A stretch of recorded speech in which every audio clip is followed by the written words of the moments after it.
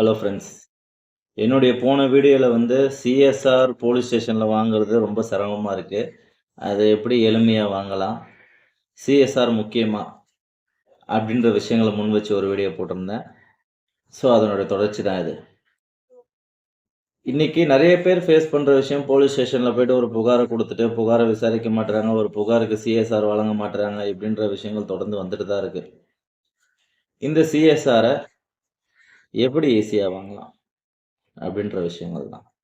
முதல்ல இப்போ இருக்கிற டெக்னாலஜியில் நீங்கள் ஆன்லைனில் ஒரு கம்ப்ளைண்ட் ரெஜிஸ்டர் பண்ணி அதில் ஒரு அக்னாலஜ்மெண்ட் வரும். அந்த அக்னாலஜ்மெண்ட்டை ஒரு பிரிண்ட் எடுத்துகிட்டு உங்களுடைய புகாரோட அட்டாச் பண்ணி போலீஸ் ஸ்டேஷனில் போயிட்டு அந்த புகாரை கொடுங்க. கம்பல்சரி சிஎஸ்ஆர் போட்டு தான் ஆகணும்.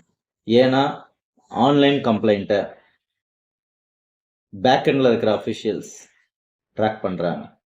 அதனால் சிஎஸ்ஆர் போட்டு தான் ஆகணும்.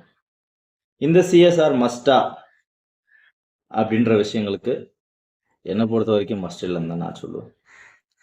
நீங்கள் ஒரு ரெஜிஸ்டர் போஸ்ட்டில் ஒரு கம்ப்ளைண்ட் அனுப்பலாம் சம்மந்தப்பட்ட போலீஸ் ஸ்டேஷனுக்கு. அது உங்களுக்கு ஒரு அக்னாலஜ்மெண்ட், ஒரு ப்ரூஃப்.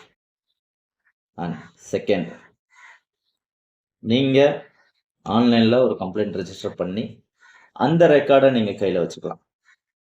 இந்த 2 ரெக்கார்டையுமே வச்சுட்டு நீங்கள் நீதிமன்றத்தில் எஃப்ஐஆர் டைரக்ஷன் கம்பல்சரி வாங்க முடியும். நாங்கள் ஒரு வழக்கில், நான் நடத்தின ஒரு வழக்கில் இதுக்கு ஒரு எஃப்ஐஆர் டைரக்ஷன் நான் வாங்கினேன்.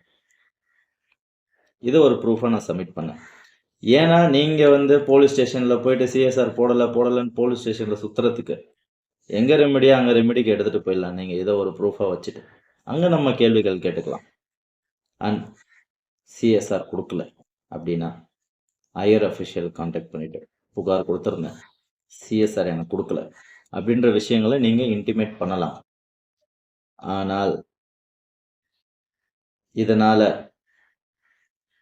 உங்களுக்கு யூஸ்ஃபுல்லாக இருக்கும்னு பார்த்தீங்கன்னா, கண்டிப்பாக அந்த அஃபிஷியல் வந்து ஒரு கோபம் அடைகிறதுக்கு தான் வாய்ப்பு இருக்கும். இதெல்லாம் தவிர்க்கிறதுக்கு நான் முதல்ல சொன்ன விஷயங்களை நீங்கள் ஃபாலோ பண்ணுங்கள். இன்றைக்கி வழக்கறிஞர்களோட காவல் நிலையத்துக்கு போகிறவங்களுக்கு சிஎஸ்ஆர் எளிமையாக கிடச்சிடுது. அப்படி தனியாக பப்ளிக்காக போகிறவங்களுக்கு கிடைக்கல, கொடுக்க மாட்டுறாங்க அப்படின்ற விஷயங்களுக்காக தான் நான் சொல்கிற இந்த விஷயங்களை ஃபாலோ பண்ணுங்கள். கண்டிப்பாக கிடச்சிரும்.